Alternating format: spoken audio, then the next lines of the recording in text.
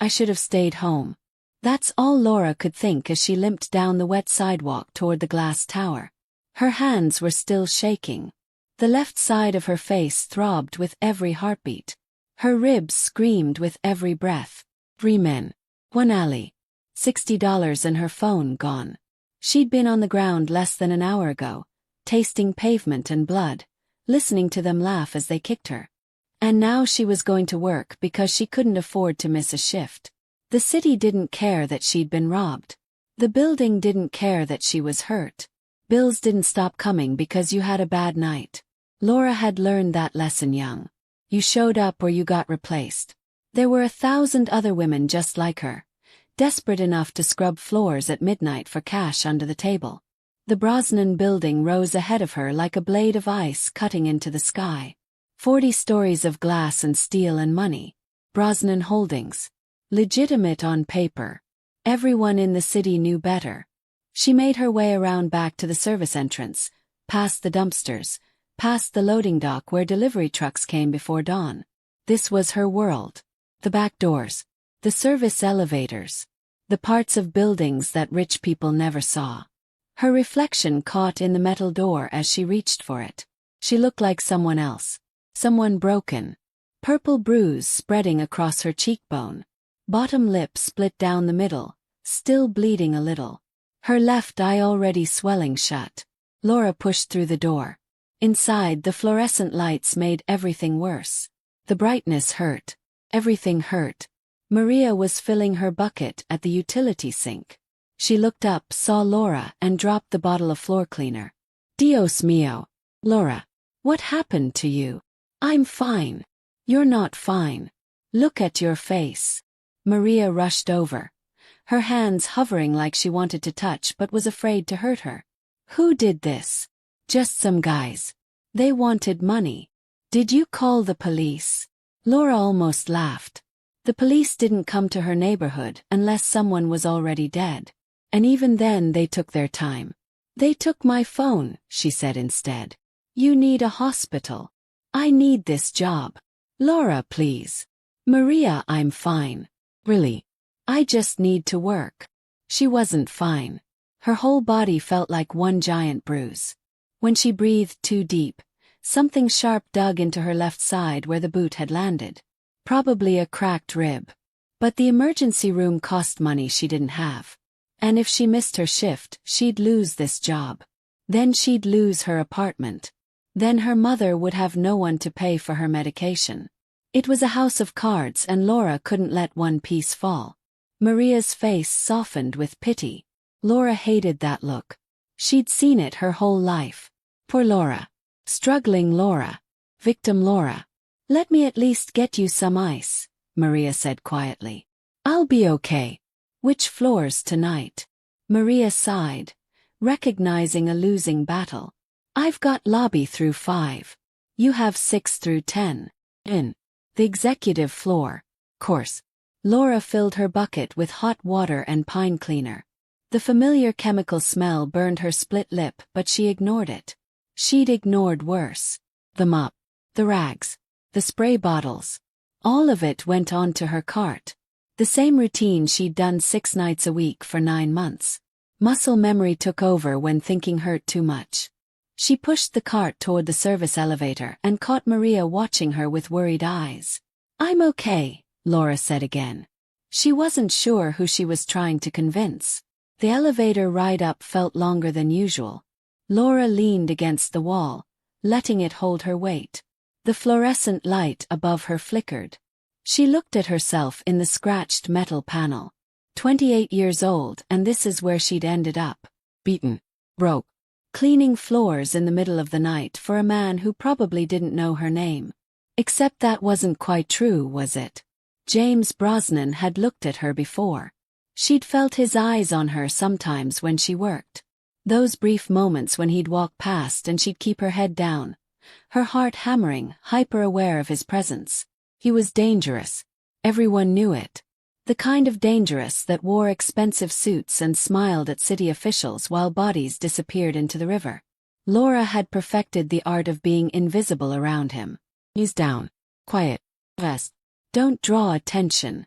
Don't give him a reason to notice you. The elevator dinged. 10th floor. She pushed her cart out into the marble hallway. This floor always felt different. Quieter. The kind of quiet that came with money and power. Even the air felt expensive. The hall stretched ahead of her.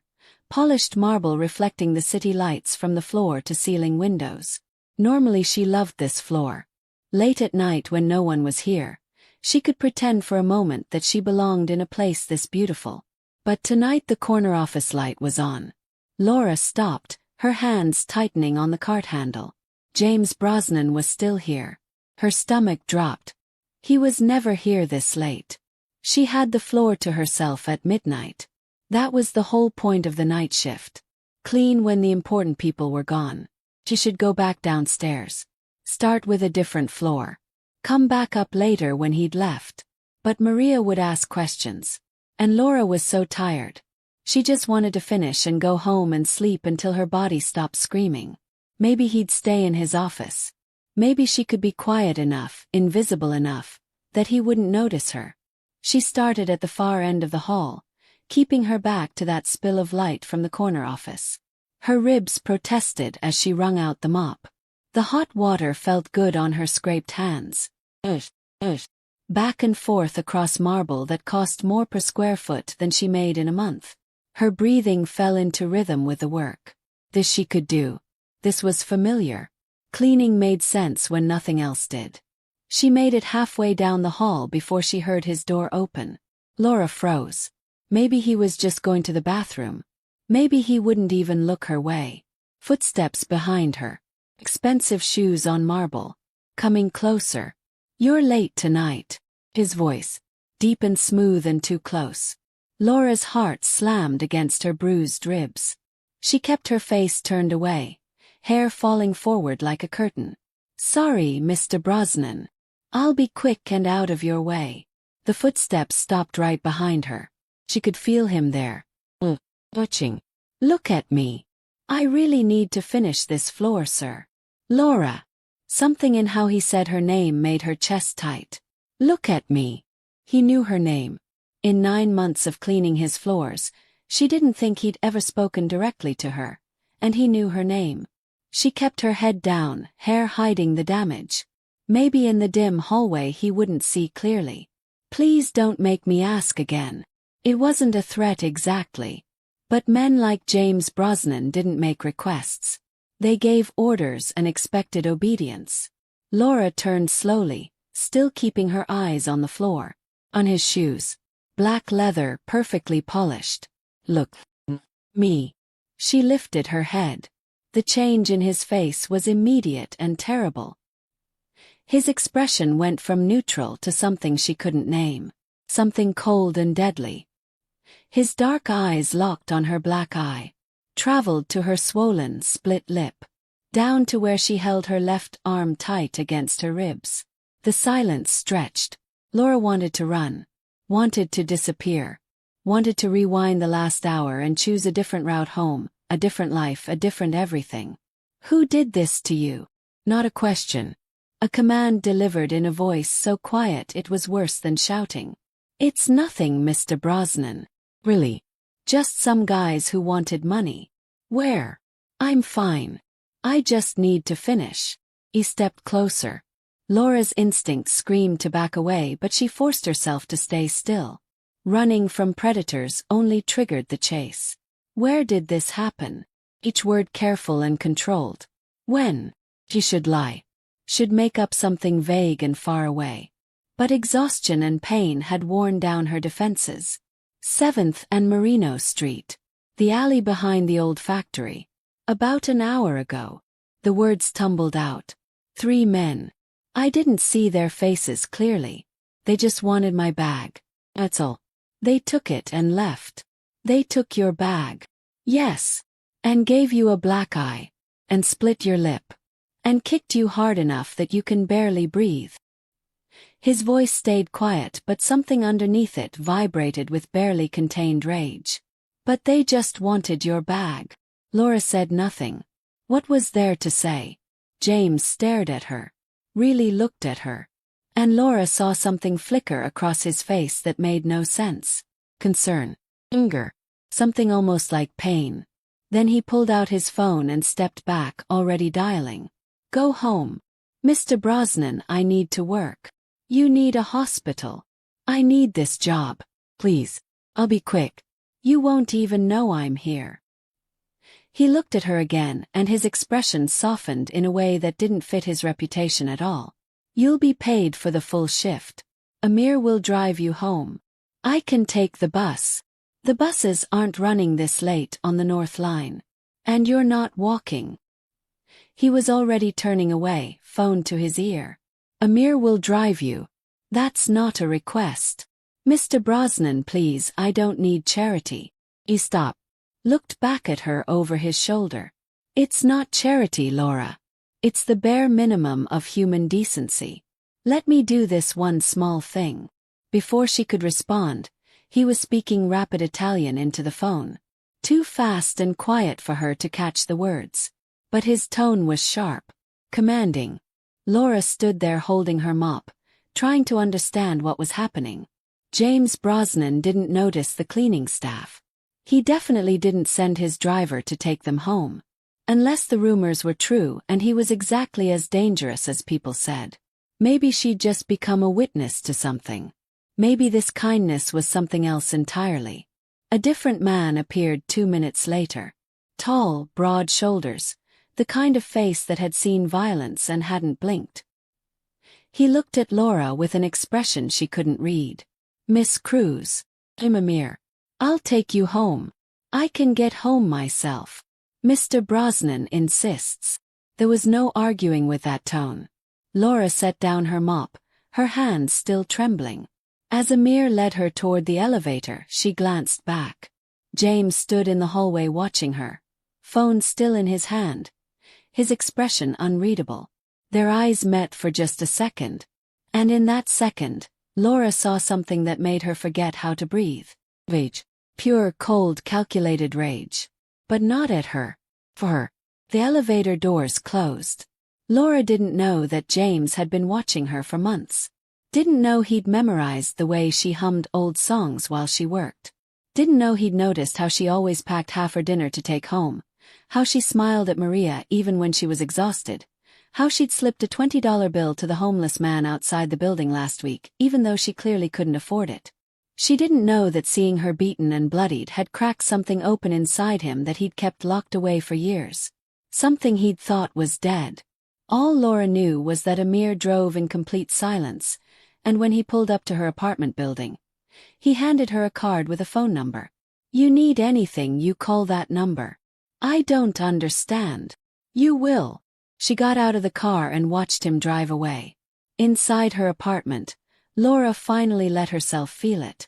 The fear, pain, the confusion. She didn't know that across the city, James was making phone calls that would wake up every contact, every informant, every person who owed him a favor. She didn't know that 3 men were about to learn the most expensive mistake of their lives was stealing $60 from a woman who'd become the one soft thing in a violent man's world. She didn't know that by sunrise, those men would be gone, vanished, as if they'd never existed. All Laura knew was that her body hurt, her life was a mess, and somehow James Brosnan knew her name. She fell asleep wondering which of those things frightened her most.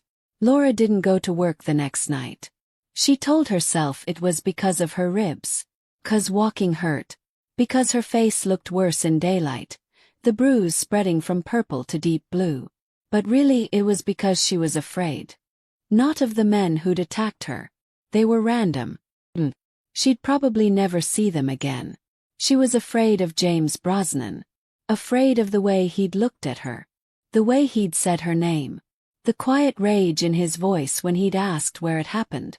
Men like him didn't care about women like her. Not unless they wanted something. Laura spent the day sleeping badly and staring at the ceiling of her tiny apartment. The card Amir had given her sat on her nightstand. Just a phone number. No name. She should throw it away. She put it in her wallet instead. By the second night, she couldn't afford to stay home anymore. The rent was due in a week. Her mother's medication needed refilling. Pride didn't pay bills. Maria hugged her carefully when she came in. I didn't think you'd be back so soon. I'm fine. You're not fine. But you're here. Maria handed her the mop. 10 is already done. Laura blinked. What? The 10th floor. Mr. Brosnan had it cleaned by the day crew. You're on 6 through 9 tonight. Why would he do that? Maria gave her a look. You really don't know. Know what? But Maria just shook her head. Be careful, Laura. Men like that, when they notice you, it's not always a good thing. Laura took the elevator to 6 and tried not to think about it. Tried not to wonder why James Brosnan had rearranged the cleaning schedule. Tried not to feel disappointed that she wouldn't see him tonight. She was finishing the 8th floor when her phone buzzed. Except her phone was gone. Stolen. The buzz came from her jacket pocket. Laura reached in and pulled out a phone she'd never seen before. Brand new. Expensive. One text message from an unknown number. You need a phone. This one is yours. The number is programmed in if you need anything. No name. But she knew. Laura stared at it for a long time. She should give it back. Should march up to 10 right now and tell him she didn't need his charity. But she did need a phone. Desperately. She'd been planning to buy a cheap prepaid when she got paid, but that was a week away. Her mother's nurse had no way to reach her. The landlord couldn't call about the broken heater. It was practical. That's all. Just practical. She typed back. Thank you. 3 dots appeared immediately. Like he'd been waiting. How are you feeling? Laura's fingers hovered over the screen. How was she feeling? Confused. Scared. Like her entire life had tilted sideways and she didn't know which way was up anymore. Better, she typed instead. You're working tonight. Not a question. He knew. Course he knew. Yes. You should be resting. I need to work. A longer pause this time. Then. I understand. That was it. No more messages. Laura slipped the phone back in her pocket and tried to focus on mopping. But her mind kept drifting to the man 1 floor above her. Wondering if he was up there right now.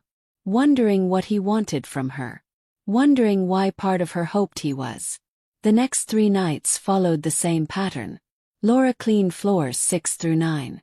The 10th floor was always already done. And every night around 1 a.m., her phone would buzz with a single message. How are you feeling? Better. Are you eating enough? Yes. The bruise is fading. That one made her stop. Made her realize he'd seen her. Watched her. Maybe on the security cameras.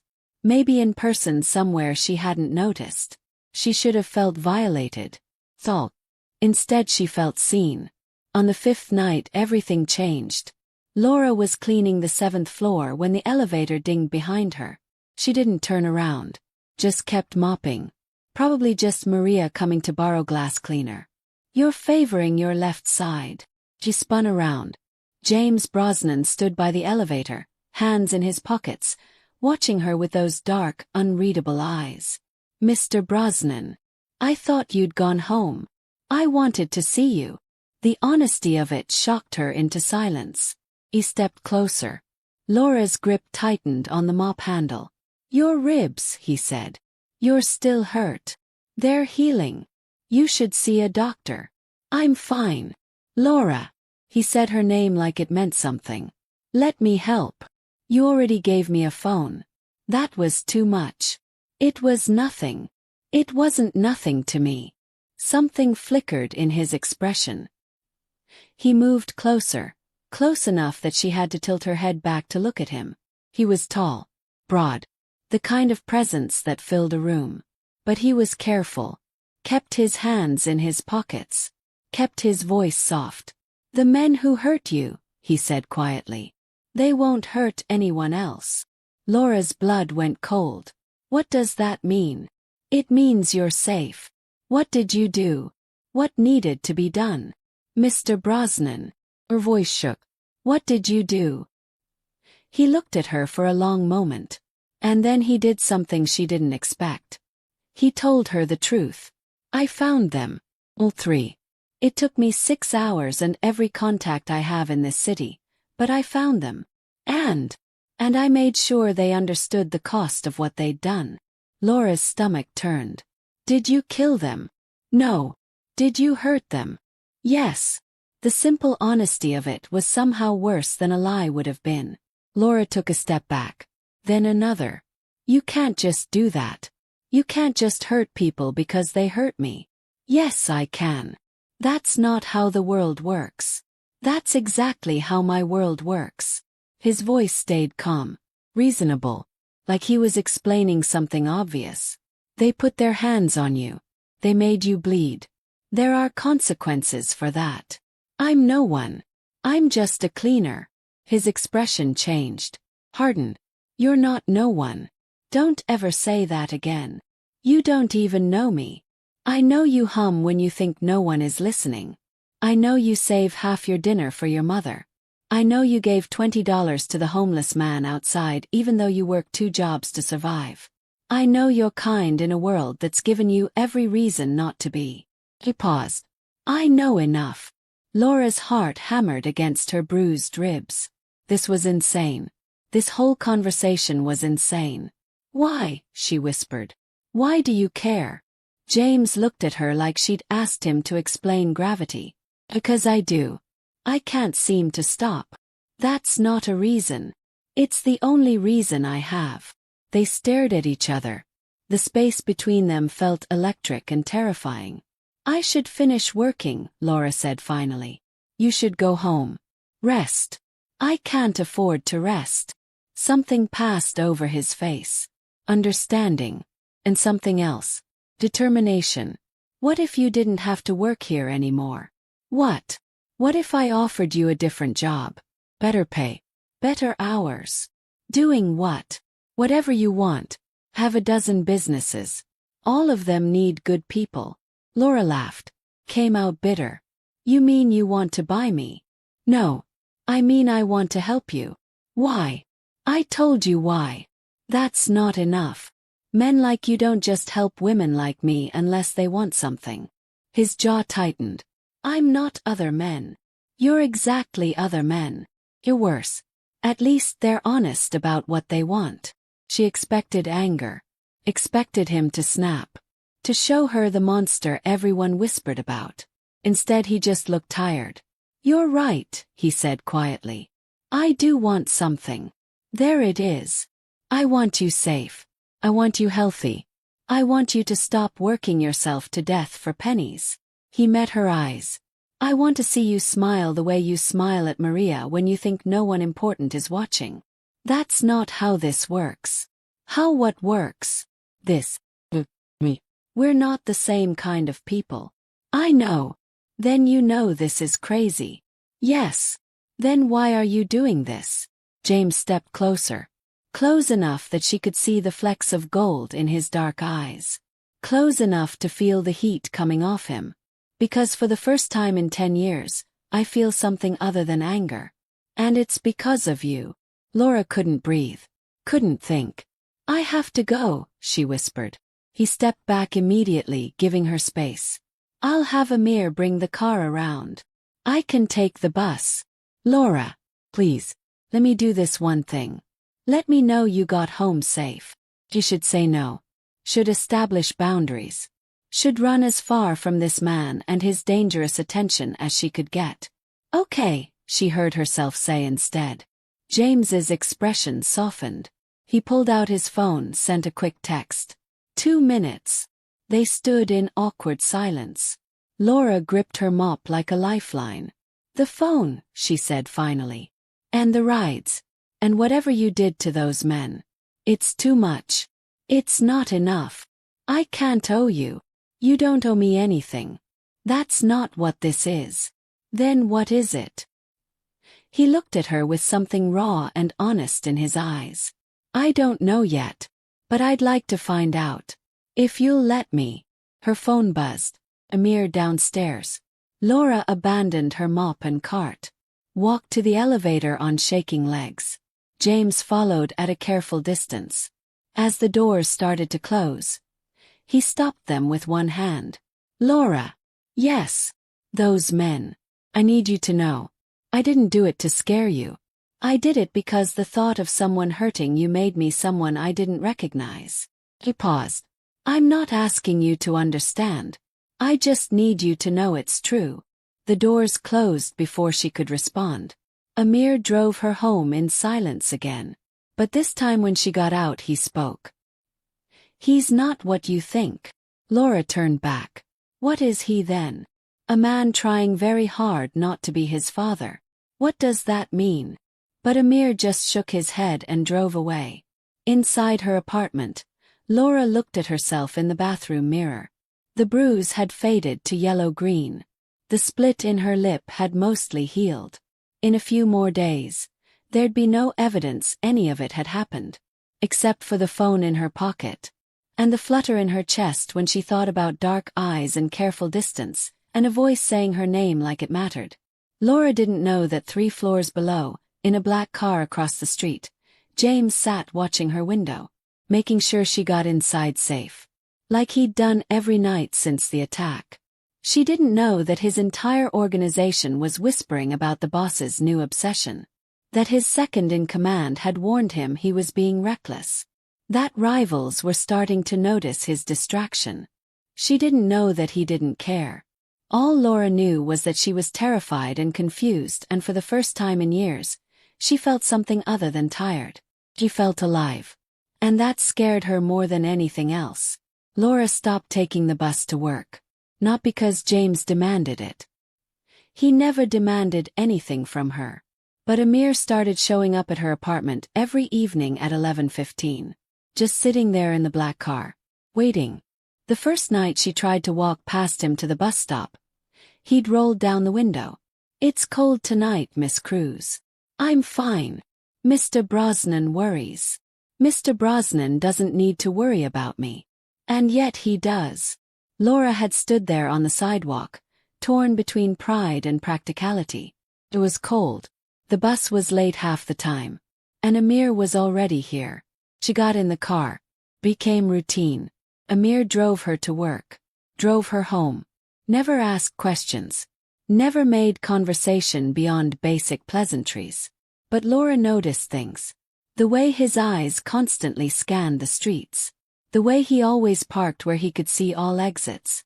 The gun she'd glimpsed once under his jacket when he reached for her door. These weren't just rides. This was protection. The realization should have frightened her. Instead, it made her curious. What exactly was James Brosnan protecting her from? She got her answer 2 weeks after the attack.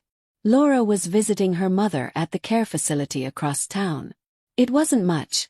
Just a converted house with round-the-clock nurses for patients who needed supervision but not full hospital care. Her mother had early-onset dementia. Some days she knew Laura. Some days she didn't. Today was a good day. Mija. Her mother smiled when Laura walked in. You brought flowers. Daisies. Your favorite. They sat in the small garden out back, her mother talking about memories that may or may not have happened. Laura just listened. These good days were rare. She treasured them. She didn't notice the man watching from the street. Didn't notice him take photos of her and her mother together. Didn't notice him make a phone call and then drive away. But someone else noticed. Amir called James the second he spotted the tail. We have a problem. James looked up from the contracts he'd been pretending to read for the last hour. Really, he'd been watching the security feed of the 10th floor. Waiting to see if Laura would show up early. He had a problem all right. And it wasn't whatever Amir was about to say. Talk. Someone's watching the girl. Professional. He followed her to the care facility on Maple. Every muscle in James's body went rigid. Who? Don't know yet. But he's taking pictures. Making calls. Where is she now? Still inside with her mother. I've got eyes on the building. He left 10 minutes ago, but he got what he needed. James was already standing, already grabbing his jacket. Pick her up. Don't let her out of your sight. Boss, if we move too obviously, we show our hand. I don't care. Get her somewhere safe. Now. He hung up and made another call. This one to his second-in-command, a man named Luca who'd been with him since the beginning. We've got attention on the girl. Luca sighed. I told you this would happen. You've been too visible with her. People notice when you change patterns. Find out who's asking questions. James, maybe it's time to step back. Let this go before it becomes a war. It's already too late for that. Why? Because you have feelings for some cleaner. This is exactly how your father lost control. He let a woman make him weak. James's hand tightened on the phone. Don't compare me to him. Then stop acting like him. You're putting her in danger. You're putting all of us in danger. For what? So you can feel human again. The words hit harder than they should have. 'Cause Luca was right. James had spent 10 years building walls. 10 years being ruthless and controlled and untouchable. 10 years proving he was nothing like his father, who'd burned his entire empire to the ground over a woman who betrayed him. And now here he was, risking everything for a woman who cleaned his floors and looked at him like she couldn't decide if he was a man or a monster. Find out who's watching her, James said quietly. And Luca. If anything happens to Laura, there won't be enough of this city left to fight over. He hung up before Luca could respond. Across town, Laura was saying goodbye to her mother when Amir appeared in the doorway of the care facility. Miss Cruz, we need to go. Something in his tone made her stomach drop. What's wrong? Nothing's wrong. But Mr. Brosnan wants to see you. I have work in 2 hours. This can't wait. Laura looked back at her mother, who'd already forgotten she was there, staring out at the garden with distant eyes. Okay, she said quietly. The drive took 30 minutes. Amir drove fast, taking turns that made no sense, doubling back twice. Laura watched the city blur past. Are we being followed? Amir's eyes flicked to the rearview mirror. Not anymore. Not anymore. We were being followed. It's handled. Amir. What's going on? Mr. Brosnan will explain. They pulled up to a building Laura had never seen before. Smaller than the main Brosnan Tower. Older. Amir led her through a private entrance to an elevator that required a keycard. The doors opened directly into an apartment. Not an apartment. Penthouse. All dark wood and leather and floor-to-ceiling windows overlooking the river. James stood by those windows, phone to his ear, speaking rapid Italian. He turned when he heard the elevator, his eyes finding Laura immediately. He said something sharp into the phone and hung up. Are you okay? I'm fine. Amir said you needed to see me. I did. I do. He crossed to her, stopping just close enough to be intense but far enough to give her space. Always so careful with space. We have a situation. What kind of situation? Someone is asking questions about you. Taking pictures. Laura's blood went cold. Who? I don't know yet. But they followed you to see your mother today. Her mother. Laura's hands started shaking. If you brought this to my mother, if your world touches her. It won't. I have people watching her now. She's safe. You have people watching my mother. I have people watching everyone you care about. Your landlord. Your coworker Maria. The nurse who takes care of your mother. He paused. I've had them in place since the night you were attacked. Laura stared at him. You've been watching me for 2 weeks. I've been keeping you safe for 2 weeks. That's not your job. I made it my job. You had no right. You're right. I didn't ask permission. I saw a threat and I eliminated it. I'm not some possession you can just protect. I know that. Then why are you doing this? James looked at her with something raw in his eyes. Because the alternative is unacceptable. What alternative?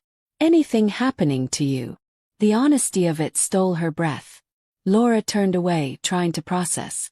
Trying to think through the fear and confusion, and the part of her that felt safer knowing he was watching. Who would want to hurt me? She asked finally. I'm nobody. I have nothing. You have me. He turned back. I don't have you. We barely know each other. That doesn't seem to matter. Someone noticed I care about you. And now they'll try to use that. This is insane. This is my life. And I'm sorry, Laura, but you're part of it now whether we want that or not. I didn't ask for this. I know. But those men put their hands on you and I responded the way I know how. And that response told people you matter to me. He moved closer. I can't undo that. I can only keep you safe. By locking me in a penthouse. By asking you to trust me. Just for a few days. Until I know who's asking questions and what they want. And if I say no. Pain flickered across his face. Then I'll have Amir take you home. And I'll protect you from a distance. But I'm not going to stop protecting you. I can't. Laura's mind raced. This was crazy. All of it. He should run. Should get as far from James Brosnan and his dangerous world as possible. But someone was taking pictures of her mother. Someone was watching. And the only person offering to stand between her and whatever was coming was the man in front of her. The man who'd found her attackers in 6 hours. The man who sent his driver every night to make sure she got home safe. The man who looked at her like she was something precious in a world of violence. A few days, she said quietly. Relief washed over his face. A few days. And you tell me everything. No more secrets. No more watching without asking. Agreed. And my mother stays safe. I give you my word. Laura looked around the apartment. At the expensive furniture and the view and the life so far removed from hers, it might as well be a different planet. I don't belong here. Neither do I, James said softly. But here we are. Her phone rang. The one he'd given her. She pulled it out, saw an unknown number. Don't answer that, James said sharply. But she'd already hit accept. Laura Cruz. A man's voice. Smooth. Friendly. Who is this? A friend. I wanted to warn you about the man you're with. Her eyes snapped to James. His expression had gone cold. I don't know what you're talking about. James Brosnan. You're with him right now, aren't you? In his apartment on the river. Very cozy. Laura's heart hammered. What do you want? Just to help you understand who you're trusting. Did he tell you how many people he's killed? Did he tell you about the families he's destroyed? I'm hanging up. Your mother. Rosa Cruz. St. Catherine's Care Home. Room 12. She looks peaceful when she sleeps. Everything stopped. If you touch her, Laura's voice shook with rage. I'll kill you myself. The man laughed. There it is. You're tougher than you look. I can see why he likes you. Oz. Tell James that Salvatore sends his regards. And tell him I'm willing to trade you for the waterfront territory. He has 24 hours to decide what matters more.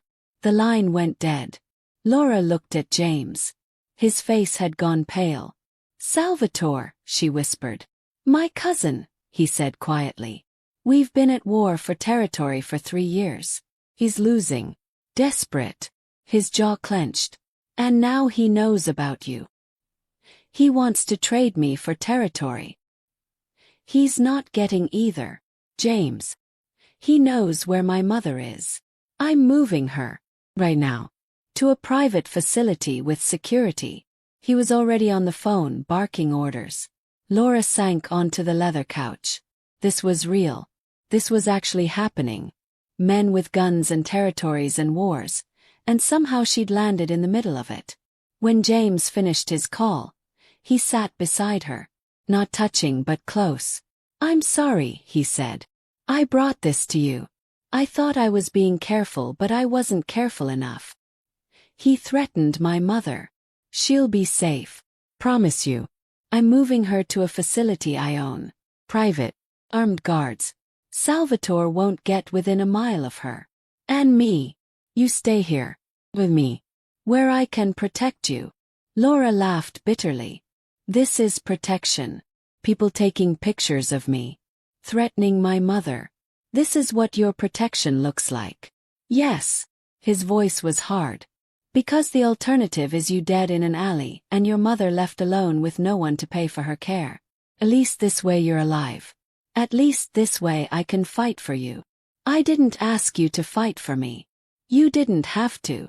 They sat in heavy silence. Outside the windows, the city glittered. Beautiful and dangerous. 24 hours, Laura said. That's what he gave you. I'm not giving him anything. Not you. Not territory. Nothing. Then what are you going to do? James looked at her with eyes that had gone cold and calculated. This was the man people whispered about. The one who made enemies disappear. I'm going to remind my cousin why no one takes what's mine and lives to bargain with it. The way he said mine made something flutter in Laura's chest. Fear and something else. Something she didn't want to examine too closely. I should call work, she said instead. Tell them I won't be in. Already done. You can't just run my life. I'm trying to save it. By making decisions for me. By doing what needs to be done. Laura stood, paced to the windows, looked out at the city that had always felt too big, too indifferent. Now it felt like a battlefield. I hate this, she whispered. I know. I hate that you were right. That I'm part of your world now. I hate it too. He turned. Do you? Because you don't seem surprised. You seem like this is exactly what you expected. James stood slowly. I hoped I was wrong. That maybe I could care about you quietly. From a distance. That maybe for once I could have something good without it turning to violence. He moved closer. But I'm my father's son. And everything I touch turns to blood eventually. Then let me go. I can't. Why? Because you're the first thing in 10 years that's made me want to be better. And I'm selfish enough to hold on to that even if it costs you everything. The confession hung between them. Honest and brutal. Laura should have been angry. Should have demanded he take her home, stay away, leave her alone. Instead she asked the question that had been burning in her chest for 2 weeks. What do you want from me, James? Really? He looked at her like she'd asked him to explain the color of the sky. Everything, he said simply. I want everything. Before she could respond, his phone rang. He glanced at it, and his expression changed. What? Laura asked. Your mother's facility. There's been an incident. Her world tilted. What kind of incident? A fire alarm. Probably nothing. But I'm not taking chances. He was already moving, grabbing his jacket. Stay here. Amir will stay with you. I'm coming with you. Laura. That's my mother. I'm coming. He looked like he wanted to argue, then nodded once. They took the private elevator down to the garage. James's car was black and fast and probably cost more than Laura would make in 5 years. He drove like a mere. Alert. Dangerous. If Salvatore touched her, Laura said quietly. If he hurt her to get to you. He didn't. He's not that stupid. You don't know that. I know my cousin. He wants leverage, not bodies. Bodies start a war he can't win. They pulled up to the care facility 15 minutes later. Fire trucks outside. People gathered on the lawn. Nurses in scrubs looking annoyed but not panicked. False alarm. Just like James said. But Laura ran inside anyway, pushing past the staff to her mother's room. Me. Where is she? Laura grabbed a nurse. Rosa Cruz. Room 12. Where is she? Miss Cruz, your mother was transferred this afternoon. To St. Mary's private care. The papers said you authorized it. Laura's knees went weak with relief. James had moved her. Before the fire alarm. Before anything could happen. She turned and found him standing in the doorway, watching her with careful eyes. You moved her before we even left your apartment. I told you I would. The fire alarm. Real. Faulty wiring in the kitchen. My people checked. He moved closer. But Salvatore knew you'd panic. Knew you'd come running. He wanted to see if you'd break. If I'd break. And now he knows we won't. Laura looked at this man who'd appended her entire life in 2 weeks. This man who scared her and protected her and looked at her like she was the answer to a question he'd been asking for years. Take me to my mother. Now. Now. I need to see her. Need to know she's really okay. James nodded. Of course. St. Mary's was across town. Private. Expensive. The kind of place Laura had always dreamed of being able to afford for her mother but never could.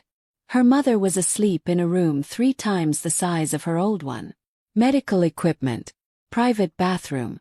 Windows overlooking a real garden. "How much is this costing?" Laura whispered. "It doesn't matter. It matters to me. Then consider it payment for all the floors you've cleaned. Back wages. James." He turned to her. "Let me do this, please. Let me give you this one thing without it being a fight." Laura looked at her mother. Peaceful. In a place where she'd get real care. "Okay," she whispered. "Okay." They stood there in the quiet room. And slowly, carefully, James reached out and took her hand. Laura didn't pull away. Outside, across the street, a man in a car watched them through the window, took one more picture, and made a call that would change everything. Laura woke up in a bed that wasn't hers. For a moment she forgot where she was. Then it all came rushing back. James's apartment. Her mother moved to safety. Salvatore's phone call. 24 hours to decide. He checked her phone. 6 a.m. She'd slept 3 hours on James's couch before he'd insisted she take the bedroom. He'd stayed up, she knew, making calls, planning whatever it was men like him planned when someone threatened what was theirs. She found him exactly where she'd left him, standing by the windows, phone in hand, looking out at the city as it woke up. "Did you sleep at all?" she asked. He turned. His shirt was wrinkled, dark circles under his eyes. But he smiled when he saw her. "A little coffee, please." He poured her a cup from the pot he'd already made. Black. He didn't know how she took it. There was something intimate about that small gap in his knowledge. 2 sugars, she said. "No cream." He filed that away. She could see it in his eyes. One more piece of her he'd collected. "What happens now?" Laura asked. "Now I end this before Salvatore makes another move." "How?" "It's better if you don't know the details." "No." She set down her cup. "You promised. No more secrets." James studied her for a long moment, then nodded. "I'm meeting with the other families tonight. Neutral ground. I'm going to force them to choose sides. And if they choose his side, they won't. Salvatore's been reckless, violent, bad for business. They want him gone as much as I do. They just needed an excuse. And I'm the excuse. You're the proof that he's crossed a line. Threatening civilians, families. There are rules, even in our world." Laura laughed bitterly. "Rules? You put 3 men in the hospital for stealing my purse. That was personal. This is politics. I don't see the difference. The difference is I'd burn this city down for you and call it personal. But tonight I'll let the city burn him and call it business." He moved closer. "You don't have to understand my world, Laura. You just have to trust that I know how to navigate it. And if something goes wrong, it won't. You can't promise that. Then I promise I'll come back to you. How's that?" Before she could answer, his phone rang. He glanced at it and his expression darkened. "What?" Laura asked. "Luca. He's supposed to be securing the meeting location." He answered. "Talk to me." Laura watched his face change. Watched the color drain. "When?" James said quietly. Dangerously. "How many?" "I'm on my way." He hung up. "What happened?" "There was an attack. On one of my warehouses. 3 of my men are dead." Laura's hand flew to her mouth. "Salvatore. Has to be. He's escalating. Trying to force my hand before the meeting tonight." "What are you going to do?" "What I have to." He grabbed his jacket. "Stay here. Don't open the door for anyone except Amir." "James, wait." He stopped. "Be careful," she whispered. Something softened in his eyes. He crossed back to her, cupped her face gently. His thumb traced her cheekbone where the bruise had finally faded. "I will. I promise." Then he was gone. Laura spent the day trapped in the apartment. Amir stationed outside. The city spread below her like a game board she didn't understand the rules to. She tried to distract herself. Watched television. Tried to read. Called the facility to check on her mother. But her mind kept drifting to James. To men with guns. To warehouses and bodies and a world where violence was currency. Her phone rang at 2 p.m. Unknown number. She should ignore it. Should let it go to voicemail. She answered. "Hello, Laura." Salvatore's voice. Smooth as silk. "How did you get this number? I have eyes everywhere, sweetheart. Even in my cousin's organization." Her blood went cold. "What do you want?" "To help you. Believe it or not." "Help me." "James didn't tell you, did he? About the men he killed." "Not injured. Killed. Those 3 who attacked you. They're at the bottom of the river." Laura's stomach turned. "You're lying." "Am I?" "Ask him. Ask him what really happened that night. Ask him if he just hurt them or if he made them disappear. Even if that's true, they attacked me. And you think that justifies murder? You think that makes him a good man?" Salvatore laughed. "You're more naive than I thought. Get to the point." "The point is my cousin is obsessed with you. An obsession makes men stupid. He's going to get himself killed trying to protect you. Is that what you want? He seems to think you're the one who's going to get killed. Maybe we both will. Maybe this war will burn us both down and you'll be left with nothing but blood on your hands. Or you could walk away. Right now. I'll give you money. New identity. You and your mother disappear and this all ends. You want me to run. I want you to survive. Because when the dust settles, one of us will be dead. And the other will own you completely. Is that really what you want? To be owned?" Laura's hand shook. "I don't believe you. Any of this. Then stay. See what happens. But don't say I didn't warn you when you're standing over his grave." The line went dead. Laura sat there, phone in hand, mind racing. James had said he hurt those men. Not killed. But what if Salvatore was telling the truth? What if she'd already fallen for a murderer? The apartment door opened. Laura jumped. Amir stepped in, but he wasn't alone. A woman followed. Tall, beautiful, expensive clothes. "Who are you?" Laura demanded. "Isabella Brosnan," the woman said. "James's sister." Laura blinked. "He never mentioned a sister. He wouldn't.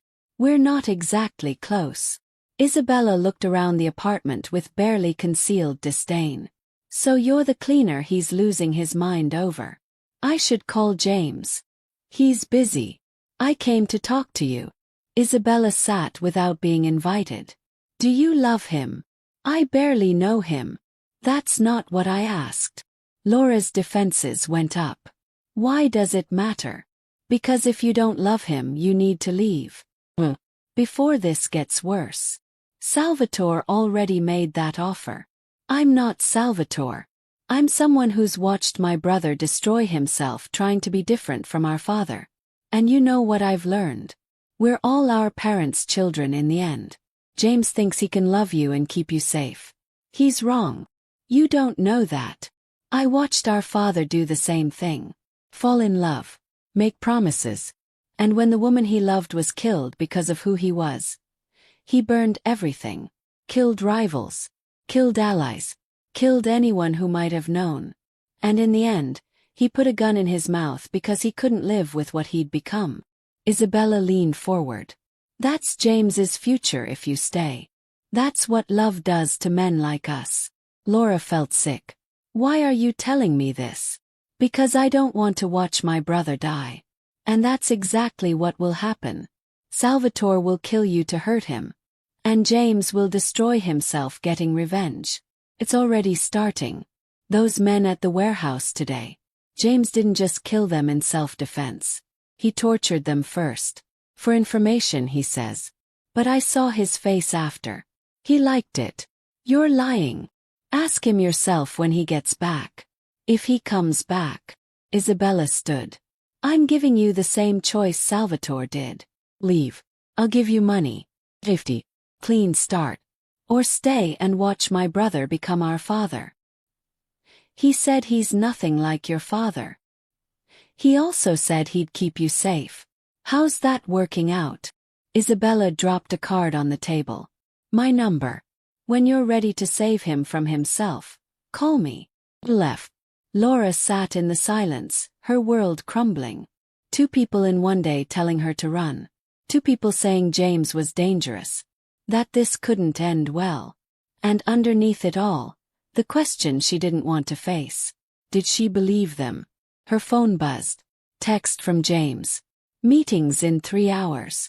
I'll be home soon. Miss you. Miss you. Like they were normal. Like he was just at work and not planning something that might get him killed. Laura looked at Isabella's card. Then at James's text. She had a choice to make. And only hours to make it. The door opened again. But this time it wasn't Isabella. 'Twas Amir. And his face was pale. We need to go. Now. What happened? The meeting location. Someone leaked it to the police. If James shows up, he walks into a raid. Then call him. Warn him. I can't reach him. His phone's off. He does that before meetings. Then go to him. I can't leave you unprotected. Laura grabbed her jacket. Then I'm coming with you. Miss Cruz. That's not a request, Amir. Take me to him or I'll find my own way there. Amir looked at her for a long moment. Then nodded. This is a mistake. Probably. Let's go anyway. They rushed to the elevator. And as the doors closed, Laura realized something. She'd made her choice. She wasn't running. Not yet. The warehouse district was dark when Amir pulled up 2 blocks away from the meeting location. Stay in the car, he ordered. Not happening.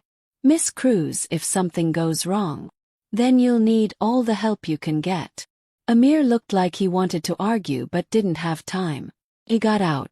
Laura followed. They moved through shadows between buildings. Laura's heart hammered. This was insane. She was walking into a Mafia meeting to warn a man she'd known 3 weeks that the police were coming. When had her life become this? Amir held up a hand. Up. Ahead, light spilled from a warehouse entrance. Cars parked outside. Men in suits standing guard. He's already inside, Amir whispered. We're too late. Then we go in. They'll shoot first and ask questions later. Laura stepped out of the shadows before she could change her mind.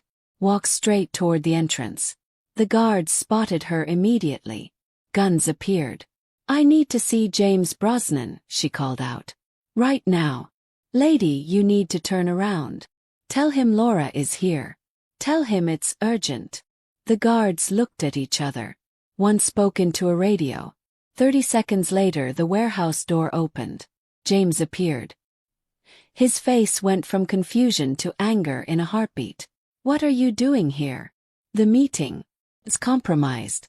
Someone tipped off the police. His expression changed. He turned, shouted something in Italian.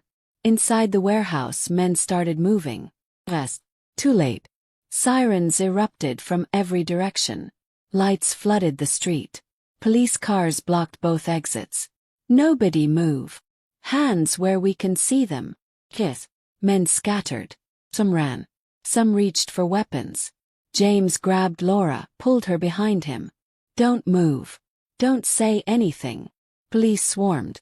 Laura found herself face down on concrete. Hands zip-tied behind her back. Beside her, James was doing the same. His face pressed to the ground but his eyes on her. I'm sorry, she whispered. This isn't your fault. But it was. She'd led Amir here. She'd walked right into the trap. They were separated. Put in different cars. Laura watched James through the window as they drove him away. He looked calm. Like being arrested was just another Tuesday. At the police station, Laura was processed. Fingerprinted. Photographed. Put in a holding cell with 3 other women who looked at her like she was diseased. She sat there for 2 hours before a detective came. Middle-aged. Tired eyes. He sat across from her in an interrogation room. Laura Cruz. You're not in our system. No priors. No connections to organized crime. He leaned forward. So tell me what a nice girl like you is doing at a Mafia meeting. I want a lawyer. Smart. But here's the thing. You're not under arrest. You're a witness. And right now, I'm trying to figure out if you're a victim or an accomplice. A victim of what? James Brosnan. We've been trying to build a case against him for 5 years. He's careful. Clean. But everyone talks eventually. He slid a folder across the table. Is this why you're with him? Because you're afraid. Laura opened the folder. Crime scene photos. 3 men. Beaten so badly they were barely recognizable. Her stomach turned. These are the men who attacked you 3 weeks ago, the detective said. We found them 2 days after you filed the police report. Hospital reported suspicious injuries. They're alive. Barely. And none of them are talking. Too scared. He pointed to the worst injuries. This kind of damage. This is personal. This is rage. Laura stared at the photos. Salvatore had said James killed them. Put them in the river. But he'd lied. They were alive. But barely. Did he do this because of you? The detective pressed. Because they hurt you. I don't know what you're talking about. Miss Cruz, I'm trying to help you. Men like James Brosnan, they're charming until they're not. They protect you until you become a liability. Is that what's happening? Are you afraid of him? Was she? I want a lawyer, she said again. The detective sighed. Closed the folder. You're free to go. Now. But Miss Cruz. Be careful who you trust. They released her at midnight. No charges. Just a warning and a business card. Amir was waiting outside. Where's James? Laura asked. Still inside. His lawyers are working on it. How long? Could be hours. Could be days. Amir opened the car door. Come on. I'll take you back. The apartment felt empty without James. Laura stood by the windows, looking out at the city, replaying everything. Photos. The detective's words. The way James had looked when she'd asked him what he'd done to those men. I hurt them. Not killed. But hurt like that. Hurt until they were unrecognizable. Her phone rang. James. You're out, she answered. For now. They don't have enough to hold me. His voice sounded strained. Are you okay? They showed me photos. Of those 3 men. Silence. James. I know what you saw. Did you do that to them? Yes. The honesty was almost worse than a lie. They're destroyed. Barely alive. I know. And you're not sorry. No. His voice hardened. They put their hands on you. They made you bleed. I promised myself no one would ever hurt you again and walk away from it. That's not justice. That's revenge. I never said it was justice. Laura's hand shook. I can't do this. Laura, listen to me. No. You listen. I came to warn you tonight because I thought maybe this could work. But I saw those photos and I realized something. You're exactly what everyone says you are. I never pretended to be anything else. Yes, you did. You pretended to be careful. You pretended there was a difference between personal and business. But it's all the same, isn't it? It's all violence. It's all protection. It's all control. Tears burned her eyes. Your sister was right. You're becoming your father. Don't. His voice went deadly quiet. Don't compare me to him. Then stop acting like him. I'm trying to keep you alive. By destroying everyone around me. By turning me into someone who needs protection from the monster who's protecting her. Is that what you think I am? A monster? Laura looked at her reflection in the window. At the woman she'd become in 3 weeks. Hiding in penthouses. Running from police. Defending a man who tortured people. I think you're dangerous, she whispered. And I think I was stupid to believe anything else. Laura, please. Let me come home. Let me explain. Don't. Just don't come back tonight. I need to think. Think about what? About whether I'm brave enough to love you or smart enough to run. She hung up before he could respond. and sat in the darkness, wondering which choice would destroy her faster. Outside, across the street, a camera clicked. Someone was still watching, still waiting. But Laura was too tired to care anymore. She'd come to warn James and walked into a trap instead. She'd seen what his protection really meant. She'd heard the truth in his voice when he said he wasn't sorry. And the worst part of her understood. Part of her was glad those men suffered. What did that make her? The phone rang again. Not James this time. Isabella. Laura stared at it. Let it ring. Let it go to voicemail. But she didn't delete the message. And she didn't throw away the card. Laura didn't sleep that night. She sat by the window and watched the sun come up over a city that suddenly felt foreign. Still, James didn't come back. He'd listened. That should have made her feel better. Didn't. Her phone buzzed at 7 a.m. Isabella. I heard about last night. Are you ready to leave? Laura should have said yes. Should have packed her things and run. I need to see my mother first. I'll pick you up in an hour. Isabella arrived exactly on time. Expensive car. Designer clothes. The kind of put-together Laura would never be. They drove to St. Mary's in silence. Her mother was awake today. Lucid. She smiled when Laura walked in. Mija. You look tired. I am, Mama. Sit.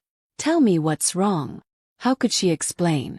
How could she tell her mother she'd fallen for a man who hurt people? That she was living in his apartment, hiding from his enemies, watching his world swallow her whole? Just work, Mama. I'm figuring things out. Her mother took her hand. You've always been too careful, Laura. Always so afraid of making mistakes that you never let yourself really live. Being careful kept us alive. Being careful kept us small. Her mother squeezed her fingers. Sometimes the scariest thing is the right thing. You taught me that when you moved me here. This is different. Is it? Or are you just afraid again? Isabella appeared in the doorway. We should go. Laura kissed her mother's cheek. I love you. I love you too. And Laura, whatever you're afraid of, face it. You're stronger than you think. In the car, Isabella handed her an envelope. 20,000 cash. New social security card. Driver's license for a Sarah Mitchell in Phoenix. Job lined up at a hospital. Clean break. Laura stared at the envelope. Her whole escape neatly packaged. Why are you doing this? I told you. I don't want to watch my brother destroy himself. You really think he would? If something happened to me. Isabella's hands tightened on the wheel. Our father loved our mother more than anything. When she died in a car accident, accidental, no conspiracy, just bad luck. He spent 3 years convinced it was an assassination. Killed 17 people trying to find a conspiracy that didn't exist. And when he finally accepted the truth, that sometimes bad things just happen, he couldn't live with the emptiness. So he didn't. James is not your father. He's exactly our father. He just hides it better. Isabella pulled over. Looked at Laura directly. Last night you saw what he did to those men. That's him holding back. That's him controlled. Imagine what he becomes if someone actually kills you. Imagine the body count. Laura's stomach churned. So I'm supposed to leave to save him from himself? You're supposed to leave to save everyone. This whole city. Isabella pushed the envelope closer. Take it. Disappear. Give him a chance to move on before this becomes something no one survives. Laura picked up the envelope. Felt the weight of it. $20,000. New life. 50. Everything she'd wanted before James looked at her like she mattered. Can I think about it? You have until tonight. After that, the offer expires. Salvatore's getting desperate. If you're still here tomorrow, you're choosing the war. Isabella dropped her at the apartment. Amir was gone. A note on the counter in James's handwriting.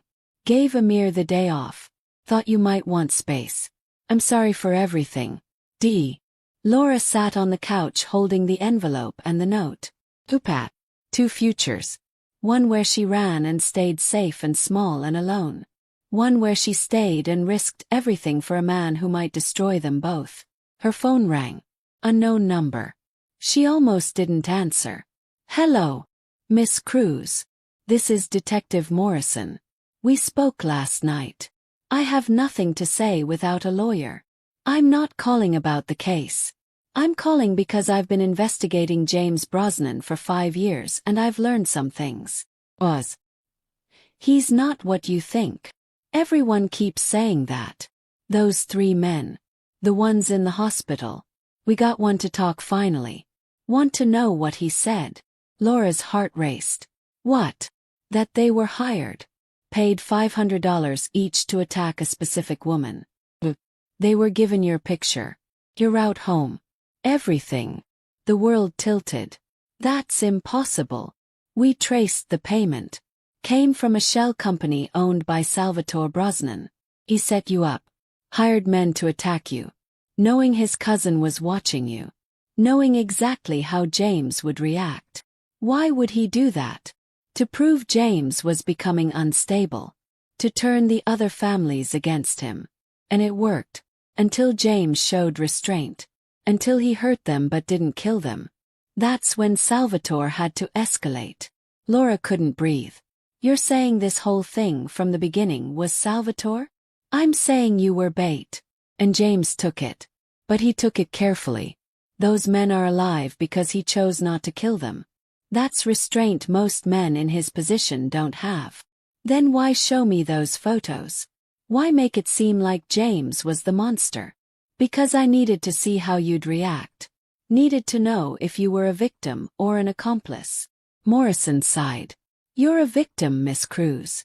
And if you stay with James Brosnan, Salvatore will keep using you until one of them is dead. Probably both. So I should run. I'm saying you should choose carefully. Because the only person who can end this cleanly is you. He hung up. Laura sat in the silence, pieces clicking together. The attack wasn't random. Salvatore orchestrated it. Used her. Used James's feelings against him. And everyone, Isabella, Salvatore, even the detective, wanted her to run. But no one had asked what she wanted. Laura looked at the envelope. Then at James's note. Her phone buzzed. Text from James. I know you need space. But I need you to know something. I'm ending this with Salvatore tomorrow. One way or another. After that you're free to choose. Stay or go. I'll accept either. I just need you safe first. Love you. I should have said that sooner. Love you. 3 words that changed everything. Laura picked up her phone. Dialed. Isabella. I'm not taking the money. Laura, don't be stupid. I'm not running. Not from him. Not from this. If Salvatore wants a war, he should have picked someone without nothing to lose. You have everything to lose. No, I have everything to fight for. There's a difference. She hung up and waited for James to come home. James came home at midnight. Laura heard the elevator, heard his footsteps stop when he saw her sitting there waiting. You're still here. I'm still here. He crossed the room slowly like she might disappear. Sat beside her but didn't touch. I meant what I said. After tomorrow you can leave. I won't stop you. What happens tomorrow? I'm meeting Salvatore. Neutral ground. We're ending this. He'll kill you. Maybe. Or maybe I'll kill him. James finally looked at her. Either way it's done. The detective called. Told me Salvatore hired those men to attack me. That it was all a setup. James's jaw clenched. I suspected. Couldn't prove it. You knew and didn't tell me. I didn't want you to feel like this was your fault. None of this is your fault. Laura turned to face him fully. I'm not running. Laura. I'm not running and you're not meeting him alone. You can't be there. Then teach me. You have 12 hours. Teach me how to survive your world. That's insane. Everything about this is insane. But I'm done being the helpless victim everyone uses against you. She grabbed his hand. Teach me. Something shifted in his expression. Pride. Fear. Oh, okay. They spent the night in the apartment's lower level. A shooting range Laura didn't know existed. James put a gun in her hand. Showed her how to hold it. Aim. How to breathe. You probably won't need this. But if something goes wrong. I know. He fired. Fired again. By dawn she could hit the target. You're a natural, James said quietly. I'm terrified. Good. Fear keeps you sharp. He pulled her close. But Laura, if anything happens, you run. You don't try to save me. You just run. I'm not promising that. Then promise me you'll survive. Whatever happens. Promise me that. She looked up at him. At this man who'd destroyed people for her. Who'd put his empire at risk. Who loved her enough to let her go. I promise if you promise. Deal. He kissed her then. Desperate and gentle. Like memorizing her. When they pulled apart, Laura's hands were shaking. I'm scared. Me too. They left at noon. Amir drove. Luca, James's second in command, followed in another car with 3 more men. The meeting place was an abandoned church on the edge of the city. Salvatore's choice. I don't like it, Luca muttered. Too many places to hide shooters. That's why Laura stays in the car, James said. But when they arrived, Salvatore was already there. And he wasn't alone. 6 men. All armed. James had 4. He's breaking the agreement, Amir said. 2 guards each. That was the deal. James's phone rang. Salvatore. Change of plans, cousin. You want this to end. Come inside. Alone. Or I start killing your men one by one. If I die in there, my people have orders. I'm counting on it. Makes this more interesting. The line went dead. James looked at Laura. I have to go in. Not alone. Laura. He wants you alone because he's going to kill you. You know that. She grabbed the gun he'd taught her to use. So you're not going alone. If you die because of me, then we die together. But we're not dying today. Luca stepped forward. She's right, boss. It's a trap either way. At least this way you have backup he won't expect. James stared at Laura. Then nodded. Stay behind me. Don't shoot unless I tell you. They walked into the church together. Salvatore waited at the altar, smiling. Cousin. And you brought your pet. How sweet. Let's get this over with, James said. Agreed. Here's my offer. You die quick. She lives. You get to go knowing she's safe. Generous. I'm not a monster. She's just a cleaner. Not her fault you went soft. Laura stepped forward before James could stop her. I know you hired those men. The detective told me. This whole thing was you. Salvatore's smile widened. Smart girl. You see, James. She's not as helpless as you think. She's also not bargaining material. Everyone's bargaining material. You just have to find the right price. Salvatore pulled out a phone. Showed them the screen. Video feed. Laura's mother. In her room at St. Mary's. Laura's blood went cold. I have a man there right now, Salvatore said. Say the word, she dies. Or James here takes a bullet, and everyone else walks away clean. James moved to shield Laura. You touch her mother, I'll kill everyone you've ever met. You'll be dead. You think I don't have contingencies? You think my people won't burn your entire bloodline if I die here? Maybe. But can you live with her mother's death? Salvatore looked at Laura. Can you, sweetheart? Knowing you could have saved her by walking away. Laura's mind raced. The gun heavy in her hand. 1 shot. That's all it would take. Salvatore wasn't even looking at her anymore. But if she shot him, his men outside would kill them all. And his man at the facility would kill her mother. Wait, Laura said. I'll do it. Leave. Let me say goodbye to him first. Salvatore laughed. How touching. Make it quick. Laura turned to James.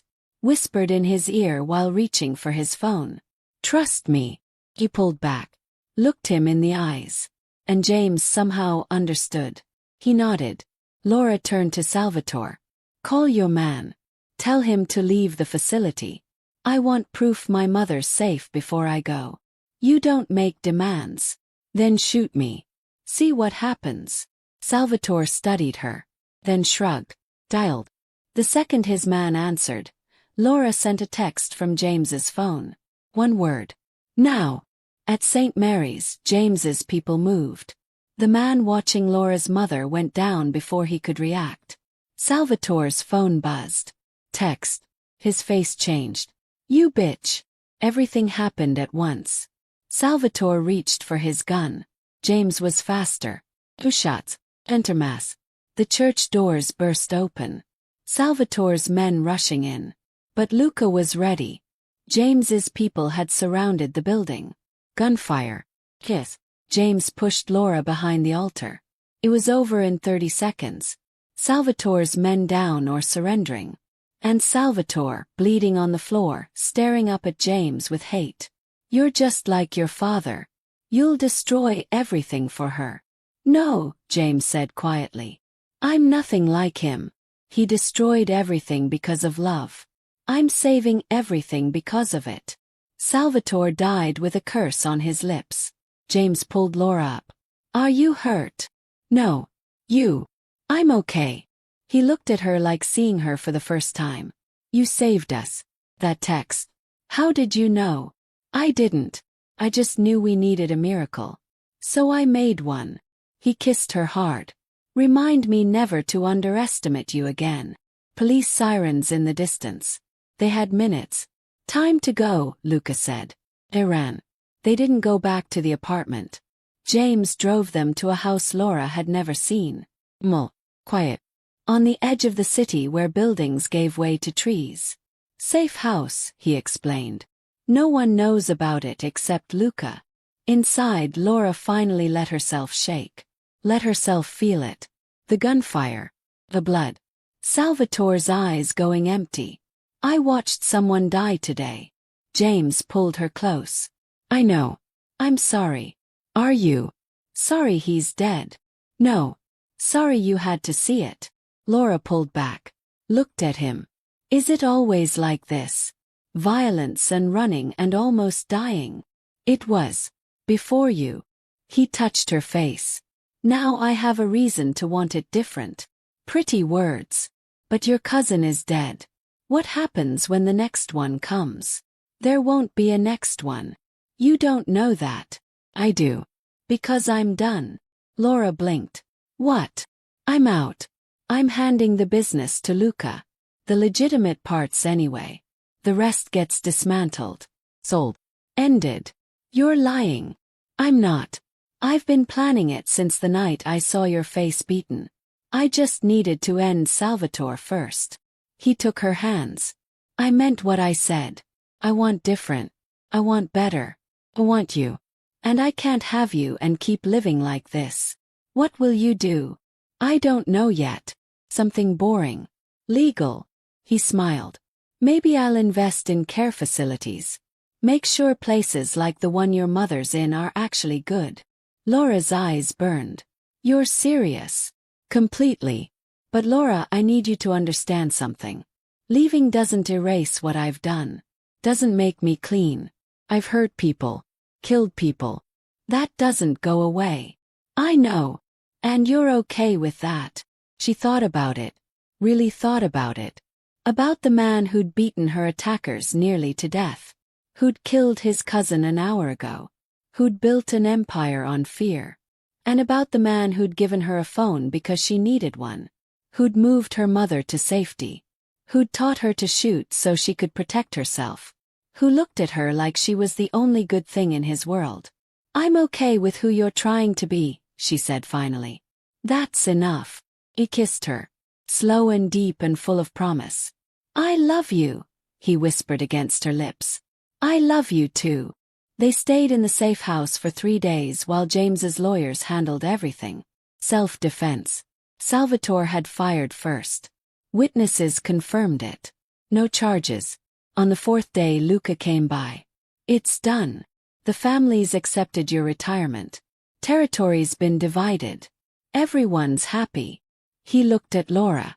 You're either the luckiest woman alive or the craziest. I haven't decided which. Maybe both, she said. After Luca left, James handed Laura an envelope. What's this? Deed to your mother's care facility. Bought it. Put it in your name.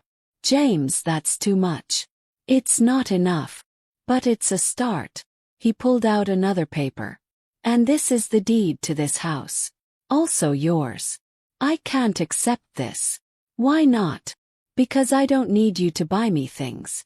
I just need you. I know. But let me do this anyway. Let me give you security. Please. Laura looked at the papers. The house. At the man who was giving up everything to build something new. Okay, she whispered. Okay. That night, they drove to St. Mary's together. Her mother was asleep, but Laura sat with her anyway. James waited in the hallway. I found someone, Mama, Laura whispered. He's complicated and dangerous and nothing like I ever imagined. But he makes me brave. And I think that's what love is supposed to do. Her mother's eyes opened. Lucid. Then hold on to him, Mija. Brave is good. In the hallway, James's phone rang. He answered. His face went white. Laura came out. What's wrong? Isabella. She's been shot. Salvatore's people. Retaliation. The ground dropped out. Is she alive? Barely. She's at Mercy Hospital. His hand shook. I did this. I killed Salvatore and they went after her. Then we go. Now. Iran. At the hospital, Isabella was in surgery. Touch and go. James paced like a caged animal. I retired to keep you safe. And they still found a way. They still hurt someone I love. This isn't your fault. It's exactly my fault. James, look at me. Laura grabbed his face. You can't control everything. You can't protect everyone from everything. You can only do your best and hope it's enough. And if it's not, if she dies, then we grieve. And we keep going. Together. He pulled her close. Held on like she was the only thing keeping him standing. 4 hours later the surgeon came out. She's stable. She'll recover. James's knees nearly gave out. When they finally let him see Isabella, she was pale but awake. You look terrible, brother. You got shot because of me. I got shot because Salvatore's people are idiots who don't understand you're out. She looked at Laura. You didn't take the money. No. Good. He needs someone stubborn. Isabella closed her eyes. I was wrong about you. About both of you. Maybe love doesn't have to destroy everything. Maybe not, James said quietly. Outside, dawn was breaking over the city. Laura stood beside James, watching the light spread. What happens now? She asked. Now we figure out how to be normal. We're never going to be normal. Okay. Then we figure out how to be us. Whatever that means. Laura leaned into him. I can live with that. Yeah. For the first time in weeks, the future felt possible. Messy and complicated and uncertain. But possible. And that was enough. 6 months later. Laura stood in the 10th floor hallway of the Brosnan building with a mop in her hand. Not because she had to. 'Cause she wanted to. You know you own half this building now, James said from his office doorway. You don't have to clean it. I like cleaning. It's meditative. She smiled. Besides, Maria missed me. He crossed to her. Kissed her forehead. You're strange. You love it. I do. Everything had changed. Everything and nothing. James had kept his word. He'd gotten out. Handed the organization to Luca, who ran it quieter, cleaner. The violence had stopped. The territories were stable. James now spent his days running legitimate businesses. Care facilities mostly. He'd bought 4 more after St. Mary's, improved them all, made them places he'd actually want his own family. Laura had gone back to school. Nursing. She worked part-time at St. Mary's, taking care of people like her mother. They lived in the safe house. Small and quiet and nothing like the penthouse. Perfect. But some things left scars. Laura still flinched at sirens, still checked over her shoulder, still woke up sometimes from dreams of gunfire and blood. James still kept a gun in the nightstand, still had Amir check the perimeter, still watched her like she might disappear. They were healing. But healing wasn't the same as healed. "Your mother's asking for you," James said. "I was just there. Good day." Laura's heart lifted.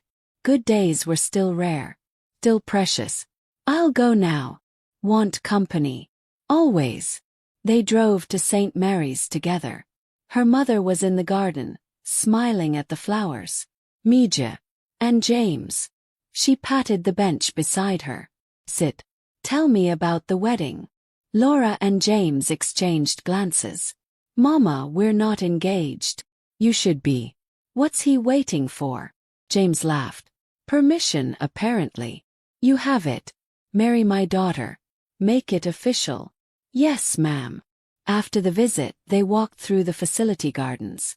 Laura noticed the new wing under construction. "What's that?" "Memory care unit. Specialized. I hired the best team in the state." James took her hand. "Your mother will have a room there when she needs it. The best care possible." Laura stopped walking. "You did this for her." "I did this for you." "James, let me give you this. Let me give you peace of mind about her future." Laura kissed him, soft and slow. "Thank you. Does this mean you'll marry me?" "Is that a proposal?" "Not a good one. Let me try again." He pulled a small box from his pocket. Got down on one knee right there in the garden. "Laura Cruz. You walked into my life cleaning floors and somehow cleaned out every dark corner of my soul. You made me want to be better. Made me believe I could be. I don't deserve you. I'll probably never deserve you. But I love you. And I'm asking if you'll let me spend the rest of my life trying to be the man you see when you look at me." Laura's eyes burned. "That was a pretty good one. So is that a yes?" "Yes. Obviously yes." He slid the ring on. Simple. Elegant. Perfect. They stayed in the garden until sunset, making plans. Small wedding. Just family and close friends. Nothing flashy. A life built on quiet moments instead of chaos. As they drove home, Laura's phone buzzed. Unknown number. Tensed. James noticed. "It's okay. I've got you," she answered. "Hello, Miss Cruz. This is Detective Morrison. Just wanted to let you know the last of Salvatore's crew took a plea deal today. It's over. Really over." Laura exhaled. "Thank you for telling me. You two take care of each other." She hung up. "Morrison," James asked. "It's done. Everyone from Salvatore's side is gone or locked up. How do you feel?" "Free." She looked at her ring. Finally free. That night, in their small house on the edge of the city, Laura hummed while she made dinner. The same songs she used to hum while cleaning floors. James watched her from the doorway, something soft in his eyes. "What?" she asked. "Just memorizing this. In case I wake up and it's all a dream." "It's real." "I know. That's what scares me." She crossed to him. Took his face in her hands. "We're real. This is real. And we fought too hard for it to lose it now. Promise me something. Anything. If I ever start becoming my father, if you ever see me slipping, you'll tell me. I promise." "But James, you're not him. You proved that when you walked away." "I walked away for you." "No. You walked away for yourself. I just gave you a reason to want to." He pulled her close. "I love you. I love you too." Outside, the city hummed with life. Dangerous and beautiful and full of possibility. But inside their small house, there was only peace. And two people who'd found each other in the darkness and chosen light. Laura's phone sat on the counter. One new message notification. From a blocked number. Just 2 words. "Nice ring." Laura saw it. Deleted it without reading it to James. Some threats weren't worth the fear. Some battles weren't worth fighting. Not when you'd already won everything that mattered. She took James's hand. "Come on. Dinner's ready." And they sat down together to a life they'd built from ashes. Imperfect. Complicated. And for the first time in both their lives, that was more than enough. Hey there, my wonderful friend. We've reached the end of Laura and James's journey. What did you think? Did their story grab you? I'd love to hear your thoughts in the comments. Where are you listening from? And have you ever had to choose between safety and love? Drop your stories below. Until next time, take care of yourself and the people you love.